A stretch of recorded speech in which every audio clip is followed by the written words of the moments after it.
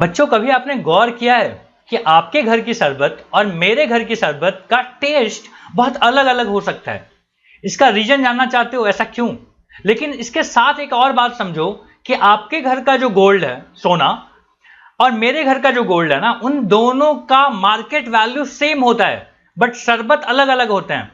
ऐसा क्यों होता है? क्योंकि शरबत जो है वो एक मिक्सचर है, मिक्स किया हुआ है उसमें कई चीजें, जैसे कि पानी मिक्स कर दिया आपने, चीनी मिक्स कर दिया, नींबू आपने वहां पे मिक्स कर दिया है, कुछ और फ्लेवर है तो वो भी आपने मिक्स कर दिया होगा। तो ये जो सारी चीजों को मिक्स करके एक चीज बनाया है ना आपने, इसको बोलते हैं मिक्सचर। तो मिक्सचर होता क्या है कि जब भी दो या दो से ज्यादा चीजों को लेके आप क्या करते हो, किसी भी अनुपात में, किसी भी रेशियो में आप जब उसको मिक्स कर देते हो ना, तो ये चीज क्या बन जाती है? मिक्सचर। और इस चैप्टर में पूरा का पूरा चैप्टर केवल मिक्सचर और उसके सेपरेशन के बारे में हो रहा होगा। ये लेक्चर एक डिटेल्ड वन शॉट है जिसमें कि सारी चीजें, एक एक टॉपिक को, एक एक एक्टिविटी को ना एक्सप्लेन किया जाएगा। उसके इन टेक्स्ट क्वेश्चंस को भी हम लोग लेंगे और उसकी कुछ इंपॉर्टेंट फैक्ट हैं वो भी यहाँ पे डिस्कस हम लोग कर रहे होंगे। कुछ और चीजें जो कि यहाँ पे डिस्कस करने के लिए हम लोग को बताया गया होगा, ये भी हम लोग एक एक पॉइंट को डिस्कस करेंगे और इस तरीके से हमारा ये वन शॉट यहाँ पे कंप्लीट होगा। आप देख पा रहे होंगे कि कई चीजें हमने, सारे के सारे टॉपिक हम लोग यहाँ पे डिस्कस करने वाले हैं। ओके, तो और इसका अगला एक जो वन शॉट आएगा ना, उसमें हम लोग क्या करेंगे कि सारे के सारे एक्सरसाइज के क्वेश्चंस वहां पे हम लोग सॉल्व करेंगे। Exploring mixture and their separation का फर्स्ट पार्ट ये हम लोग यहाँ पे देख रहे हैं कि मिक्सचर होता क्या है और ये कितने टाइप के होते हैं।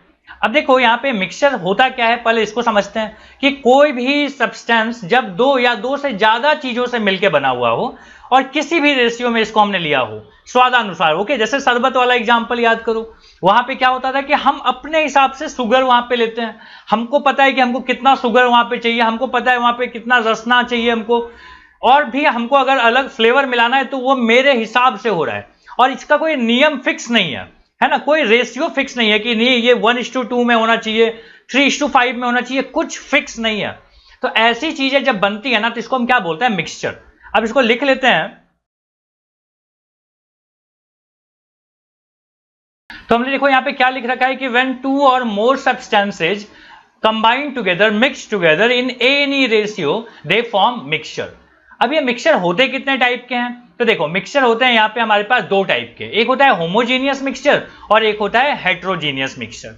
अब होमोजीनियस मिक्सचर क्या होता है ना, इसको भी समझना कि होमोजीनियस मिक्सचर के बारे में देखो मैंने क्या लिख रखा है, लिख रहा है कि देखो लिखा हुआ है कि a homogeneous mixture has a uniform composition through out. जैसे क्या होता है ना कि जैसे मान लो तुमने क्या किया, एक शुगर लिया और वाटर, दोनों को कंबाइन कर दिया, मिक्स कर दिया, ठीक है, और मिक्स करके प्रॉपर्ली हमने चम्मच से मिक्स कर लिया। अब जब चम्मच से मिक्स करोगे ना, तो चीनी हर जगह पे इवनली, यूनिफॉर्मली डिस्ट्रीब्यूट हो जाएगा। मतलब ऐसा कभी नहीं हो सकता है कि सर यहां इतना दूर का पानी मीठा लग रहा है और यहां का पानी मीठा नहीं लग रहा है, ऐसा नहीं हो सकता, ठीक है। तो इसी चीज को हम क्या बोलते हैं कि ये यूनिफॉर्मली, इसका जो कंपोजिशन है वो यूनिफॉर्म है थ्रू आउट, या फिर हम बोल सकते हैं कि यूनिफॉर्मली डिस्ट्रीब्यूटेड है ये सब जगह पे चीनी। तो हम ऐसे मिक्सचर को क्या बोलते हैं? होमोजीनियस मिक्सचर है, ठीक है। तो ये लाइन आपको लिखना बहुत जरूरी है, तो कॉपी पेन निकालो और लिखते भी चलो साथ में। एक और पॉइंट मैंने लिख रखा है कि देखो the component are evenly distributed and we can not see them separately. हम यहाँ पे ये जो पार्टिकल्स है ना, जैसे चीनी के पार्टिकल्स है, तो ये सब जगह पे डिस्ट्रीब्यूट हो चुका है पूरे बीकर में, ठीक है, पानी के साथ। और ये क्या हो रहा है, इसको तुम ना नेकेड आई से, मतलब ऐसे ही आंखों से नहीं देख पाओगे कि देखो ये चीनी तैर रहा है यहाँ पे, ऐसा नहीं देख पाओगे अगर तुमने प्रॉपर्ली मिक्स कर लिया है तो। ऐसा एग्जांपल शुगर और वाटर ही नहीं, सॉल्ट और वाटर भी हो सकता है, विनेगर और कोई और ड्रिंक हो सकता है, सोडा हो सकता है, सोडा के साथ ना CO2 मिक्स होता है। तो ऐसे कई सारे मिक्सचर हो सकते हैं जो सब जगह पे उनकी प्रॉपर्टी यूनिफॉर्म रहती है, ओके। और इसको तुम ना नेकेड आई से नहीं देख सकते हो कि उसके पार्टिकल देखो यहाँ पे तैर रहे हैं। तो यहाँ पे की फीचर्स इसके क्या क्या हो गए, देखो यहाँ पे लिख रखा है, देखो यहाँ पे लिख रखा है कि यूनिफॉर्म कंपोजिशन थ्रू आउट, ये फर्स्ट पॉइंट हो गया जो कि हम लोग डिस्कस भी किए हैं। अगला क्या बोला था हमने कि particles are very small and not visible to our naked eyes. इतने छोटे इसके पार्टिकल्स मिक्स होके हो जाते हैं ना कि इनको हम नेकेड आई से नहीं देख सकते। और एक बात बोला है कि do not show scattering of light. अब ये स्कैटरिंग ऑफ लाइट क्या होती है ना, इसको समझाता हूं, लेकिन समझ आना कि ये स्कैटरिंग शो नहीं करता। उसके बाद अगला क्या बोलता है कि component do not settle down. ऐसा नहीं होगा कि चीनी पानी तुमने मिक्स किया और थोड़ा देर रख दिया तो चीनी नीचे सेटल हो गया जैसे मड में होता है, ऐसा इसमें नहीं होगा। ठीक है, तो ये बात आपको समझ में आ गई। स्कैटरिंग को समझ लो। क्या होता है ना कि अगर एक मान लो डार्क रूम है, उस डार्क रूम में एक छोटा सा ओपनिंग है कहीं पे, जैसे मान लो यहाँ पे क्या हुआ ना, एक डार्क सा रूम है और एक छोटा सा ओपनिंग है, तो उससे दिखते हो लाइट ऐसे करके ना दिखती है हम लोग को आते हुए।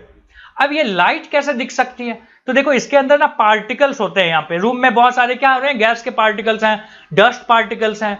तो ये डस्ट पार्टिकल्स से जब लाइट टकराती है, छोटे छोटे पार्टिकल्स है ना, तो इसको हम बोलते हैं स्कैटरिंग। रिफ्लेक्शन नहीं, स्कैटरिंग।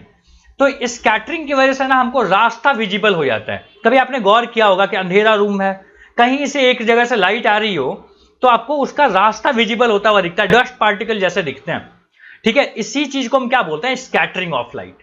तो ये स्कैटरिंग शो करता है कि नहीं करता है? तो जवाब है कि नहीं करता। क्यों नहीं करता? क्योंकि इनके पार्टिकल्स इतने प्रॉपर्ली मिक्स हो गए हैं ना कि ये कभी भी स्कैटरिंग शो नहीं करेंगे। क्या आपको यहां तक बात समझ में आ गई? अगर यहां तक समझ में आ गई तो अब चलते हैं हेट्रोजीनियस पे। अब देखो हेट्रोजीनियस में क्या बोला हुआ है ना कि a heterogeneous mixture has non uniform composition.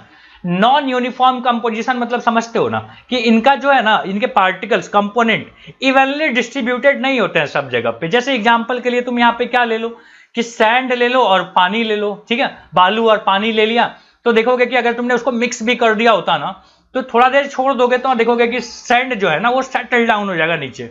ठीक है, तो अब बताओ नीचे में तो ज्यादा डेंस हो गया सैंड और ऊपर में उसकी डेंसिटी है ही नहीं, मतलब लगभग सब नीचे बैठ गया है। तो इनका जो प्रॉपर्टी है ना, मतलब डेंसिटी ऊपर का कम हो जाएगा, नीचे का ज्यादा हो जाएगा। तो इनकी प्रॉपर्टी हर जगह सेम नहीं होती। और भी एग्जांपल्स हैं जैसे ऑयल और वाटर का। अगर तुम पानी और तेल को मिक्स कर दो ना तो तुम देखोगे कि थोड़ी देर के बाद तेल ऊपर तैरने लग जाएगा और पानी नीचे सेटल डाउन रहेगा। तो देख रहे हो, इनका ऊपर में खाली तेल है, नीचे खाली पानी है। तो हर जगह यूनिफॉर्म प्रॉपर्टी नहीं है, हर जगह यूनिफॉर्मली डिस्ट्रीब्यूटेड नहीं है चीजें। खाली ऊपर में तेल बच गया, नीचे खाली पानी बच गया। और भी चीजें होती है जैसे कि चॉक पाउडर ले लो और यहाँ पे क्या ले लो, पानी ले लो। तो तुम देखोगे कि धीरे धीरे ना चॉक पाउडर नीचे में जो है ना सब सेटल डाउन हो जाएंगे यहाँ पे, और ऊपर में क्या बचेगा, लगभग खाली पानी ही बचेगा। तो ये भी क्या हो गया, हेट्रोजीनियस मिक्सचर हो गया। इसके भी कुछ की फीचर्स समझ लो। बोला हुआ है कि नॉन यूनिफॉर्म कंपोजिशन होता है, पढ़ चुके हैं हम लोग। नॉन यूनिफॉर्म कंपोजिशन समझ रहे हो ना, मतलब कि उसके अंदर जो चीजें है ना वो हर जगह यूनिफॉर्म नहीं है, सब जगह सेम नहीं है। ओके, नीचे जरा ज्यादा गाढ़ा हो गया, क्या बालू नीचे ज्यादा आ गया, ऊपर में क्या आ गया, बालू बिल्कुल नहीं है, इस तरीके की चीज। अगला क्या बोलता है ना कि particles are large enough to सी।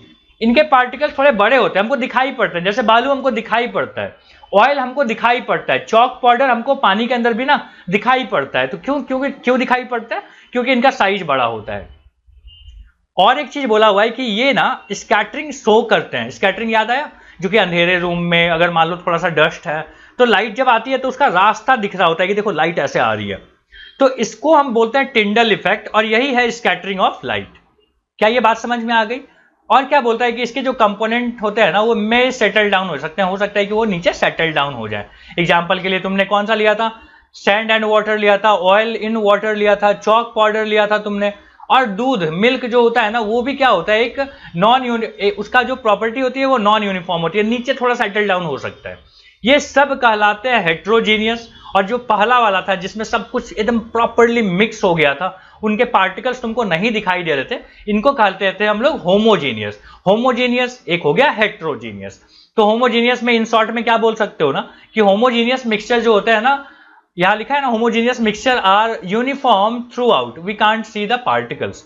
यहां पे क्या बोला है कि हेट्रोजीनियस क्या होता है कि इनका जो प्रॉपर्टी होता है ना वो यूनिफॉर्म नहीं हो सकता है और इनके पार्टिकल्स जो है ना ये हमको दिखाई पड़ते हैं। तो होमोजीनियस, हेट्रोजीनियस, ये सारी चीजें हम लोग को समझ में आ गई। क्लियर?